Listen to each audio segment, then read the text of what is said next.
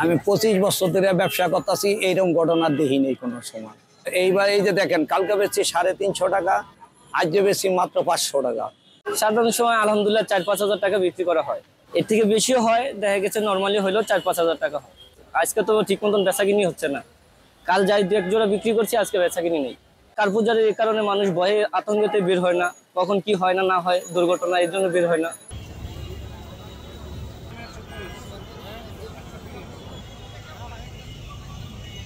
এই কার্পোটা মধ্যে আমাদের যে ব্যবসা বাণিজ্যটা মোটামুটি অনেক ক্ষতি হইতেছে। বেঁচে কিনা বলতেই নাই। আজকে আমি এই পর্যন্ত এখন তো 60 বারটা করি নাই, 4:30 4:30টার মতো বাজতেছে। এই অবস্থা চলতে থাকলে তো আমার ব্যবসা বাণিজ্য 12টা বেজে যাবে। এই যে কদিন ঝামেলা, আমি কালকে আজকে দোকানদারি করতেছি, এই 5 দিন একটানা বন্ধ হয়ে আছিল আমার। আমরা দিন নিয়ে দিন খাই। এই যে আজকে মাল বেচবো, বাজার সদাই করে বাসায় যাবো। করোনা গেছে যে এরকম হয় নাই। এখন যে অবস্থা চলতেছে, আপনি করোনা মানুষে উঠতে হলে খাইতে পারছে, এখন যে অবস্থা এরকম চলে, আর 1 সপ্তাহ মানুষ না খায় মরবো। বেচা কিনা বাবা কার্পোর ভিতরে একটু খারাপ।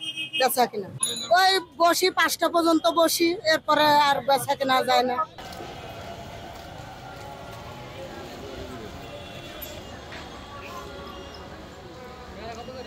বেচা কিনি নেই, কাস্টমার নেই, কাস্টমার লাইফ কম, বয়স কাস্টমার হয় না।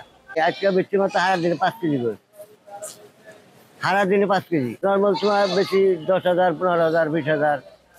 কত কেজি? 20 KG, 30 KG.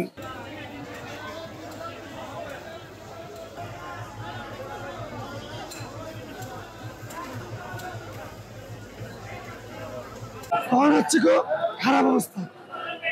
3 দিন দোকান বন্ধ ছিল, সারা চালুস কিনতেছি, বন্ধ থাকে।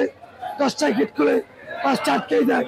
আমি তো বেশি করুন দেবো না, দোকান ভাড়া দিই 500 টাকা গেছে, মাছেরই 100 কেজি, বেলায় 50 কেজি।